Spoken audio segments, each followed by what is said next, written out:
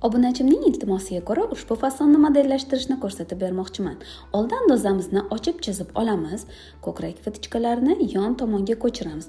Ochib chizib olganimizning asosiy sababi fasonimiz asimetrik shaklga ega. Ko'krak vitichkasini ko'chirib olganimizdan so'ng xohishga ko'ra xohlagan tomoningizga to'g'ri burchak ostida yoki o'tkir burchak ostida xohlasangiz oval chiziqlar bilan koketkani belgilab olishingiz mumkin.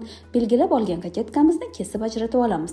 Tepa qismini alohida bichamiz, pastki qismini esa modellashtirishda davom etamiz. O'rta chiziqdan boshlab yon tomonlarga bir xil oraliqda chiziqlar chizib olamiz. Ko'krak vitichkasini yopib yuboramiz. Oraliqlar qancha ko'p bo'lsa, shuncha sborkaga ko'proq ochiladi degani. Sborka, ya'ni burma haqini xohishga ko'ra berishingiz mumkin. Yon chop tomonlarini to'g'ri yoki trapetsiya shaklda bichishingiz mumkin. Etak qismi va burma qismli joylarini birlashtirib olamiz. Orqa bo'lakni ham xuddi shunaqa modellashtirib olamiz.